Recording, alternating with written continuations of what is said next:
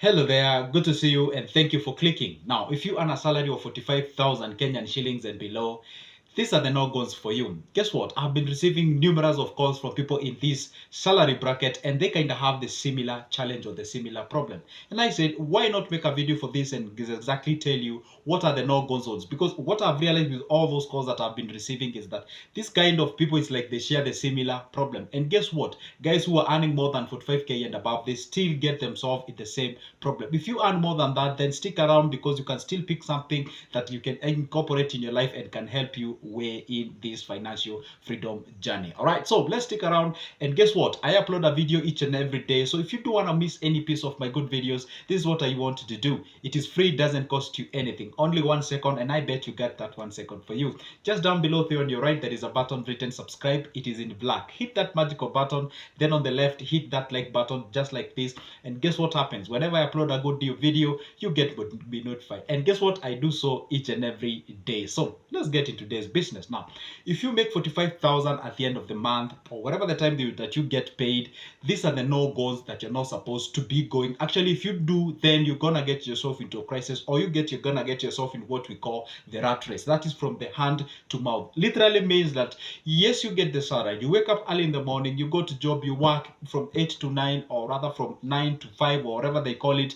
Then you get home, but you've never saved everything or anything. All right, so these are the things. Now let's start with the very basic things we call the rent. That one you don't have to ignore it. Okay, so number one, if you earn 45,000 Kenyan shillings and below, 13,000 rent and above is a no-go zone for you. If you're paying above that specific amount of money, unless if you sit down with pen and paper and do the calculation, if you were to pay less than that, but then transport will be more, then that will be the case. But if you realize that you're paying your rent more than 13,000 and you're earning that specific amount of money, that is a no-go zone for you. Because what I've realized with a lot of people is that most of the money they tend to go towards the paying rent. There is a rule that should guide you that tells you they're not supposed to pay over 30% of whatever you earn as your salary towards paying your house rent. So if you're earning that specific amount of money, then paying that amount of money and above it, it's a no-go zone for you.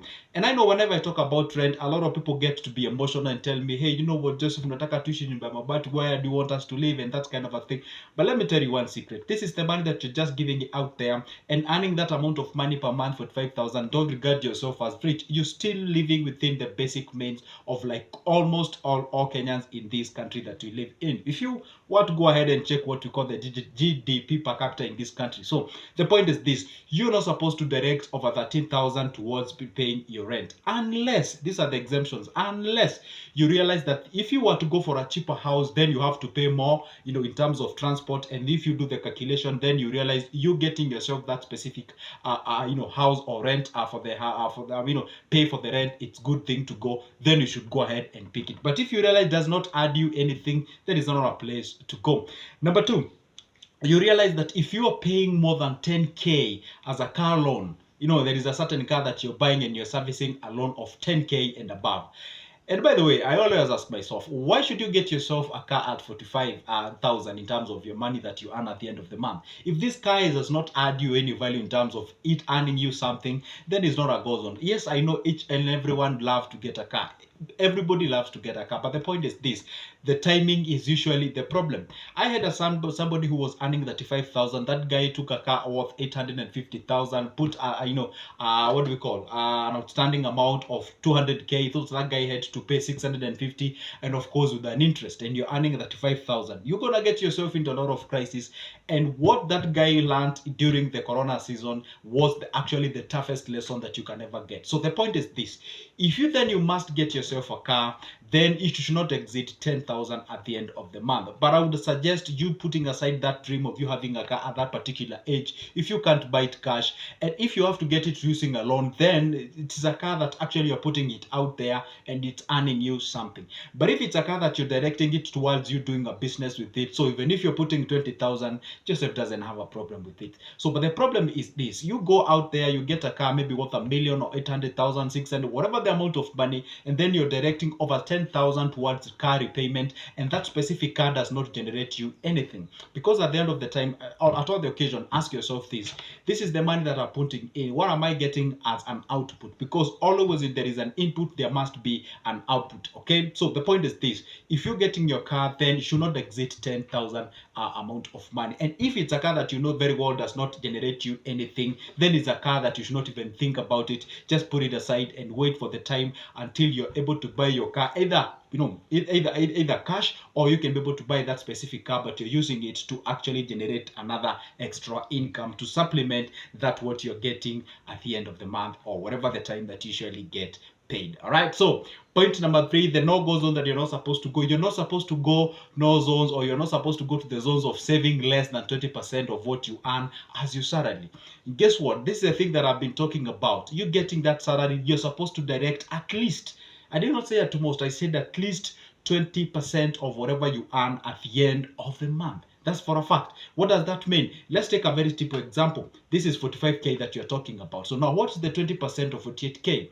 20% of 48k is 9,000. So that is the amount of money that you're supposed to take, direct it towards saving, which I call it accumulating or storing the money, raising the capital, starting a supplementary income, that is the passive income, or investing that amount of money. And when we talk about investing, the array of investments, you can check my previous videos. I've been talking about tens and tens of ways of investing your money, stretching from treasury bonds, stretching from money market funds, shares, circles, stocks, index fund, balance fund, bond fund, all those kind of areas. You can be able to direct your money and actually can earn you what you call a supplementary income, or what you call a passive income. So the point is this: you're supposed to take at least 20% towards your savings. And this is what I always advise people: do not use then save what has been left. Once you get your money, take that 9k, put it or direct it towards your savings, so that at least by the time you're hitting that period of time that you'd like to get started with a certain investment, you already have that what we call a substantive amount of money that you can channel towards investment.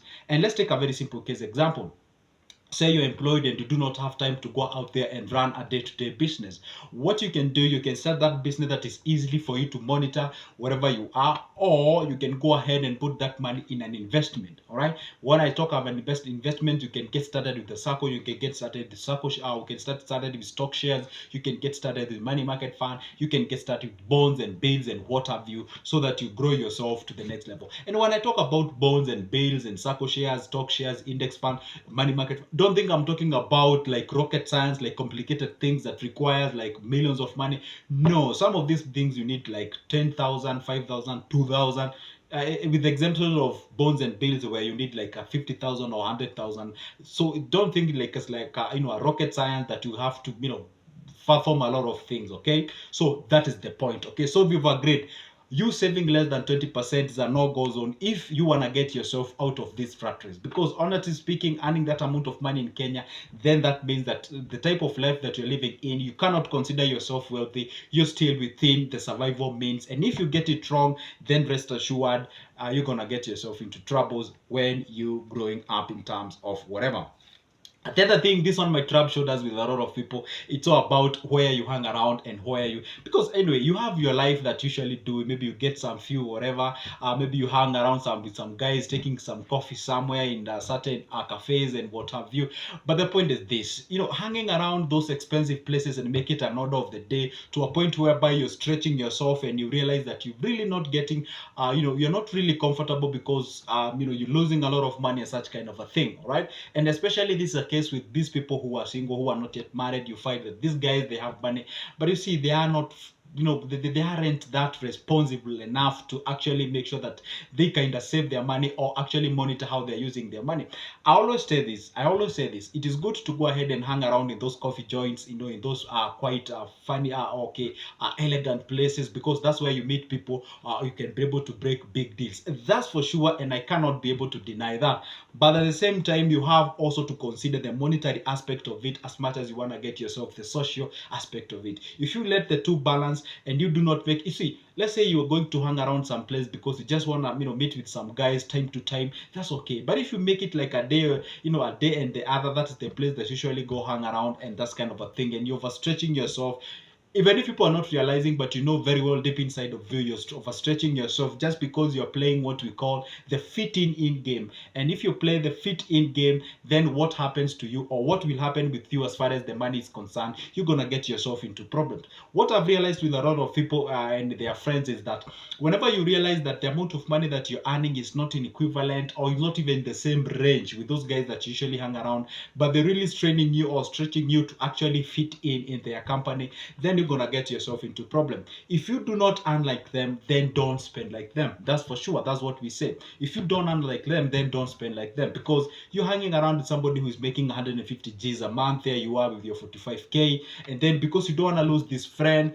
And by the way, if you realize this friend actually has something in promising in future, then well and good, you can try to chase that friend. But if you realize just hanging around, there's nothing like investment coming out of that individual, just hanging around, hanging different joints, taking your coffee, taking your whatever, grabbing 2 or 3 beers and something of sort. So you have to be very careful. Otherwise, if you continue with that just because you want to look rich and you want to still fit in, you're gonna get yourself into bigger problems. And guess what happens? This is what I've realized. If you really, if you reach to a certain point whereby you're not able to cope up with that specific character or status, then they start shading you as time goes, and then you realize something like is cropping in, and then you might lose all your friends in a very, very disorganized manner. So anyway, that one is a point to consider, and at all the occasion, be very, very careful. All right. So the point number 5, this is the last one but not the least.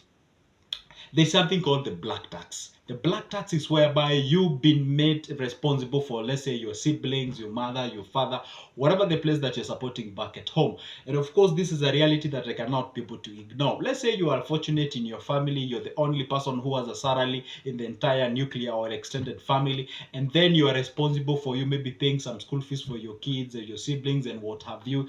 You don't want to get into the social aspect of your life, but this is a fact. I have been receiving calls from different people telling me, hey, you know what? I believe or I think like I have toxic parents because they are like putting all the responsibilities of theirs on top of my head. I'm just trying to stretch myself, and also would like to also to bring up my kids in a life that is quite presentable than what I was brought on. But guess what? I cannot be able even to breathe because the amount of money that I'm getting, I'm actually channeling it almost to all of it towards my parents, supporting my parents, paying their house rent, paying their food, paying my school fees, and for my brothers and sisters and what up. That thing is very common in African society because we tend not to question some things because we fear about the social aspect of it. The way we were brought up, that's what kind of limits us. But guess what? I'm gonna bust the bubble and tell you the truth. If you keep on doing exactly that and channeling almost all your money towards that, guess what you will do?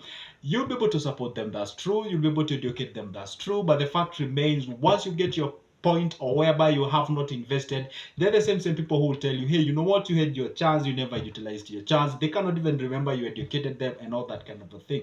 So the zone no for you not to go if you're earning this amount of money. Of course, you must have a certain amount of money that you know very well you cannot exceed that amount of money. Let's say you dedicate like 5,000 towards the end of the month for them. All right. So you have to know very well, even if no matter what happens, unless it's a disease or something that of course it's quite reasonable, I'm not gonna give more than 5,000. That is the amount of money that I know very well. It's the amount of money that I channel back to them. If it's above that, then I cannot be able to do exactly that. Otherwise, if you do not tell yourself exactly what you're supposed to do, you can get yourself into problems and challenges, and that is the worst thing that you can ever get. All right. So anyway, guess what? Those are 5 things that you are. Those are 5 things that are no-go zones if you're earning a salary of 14,000 and below. So for now, stick around, watch this video and more others so that at least you understand exactly what I mean. And guess what? I upload a video each and every day, so stick around and subscribe so that you don't miss any good of my video. And guess what? If you'd like to have a conversation with me as far as the financial consultation is concerned, get my number from the description of this specific video.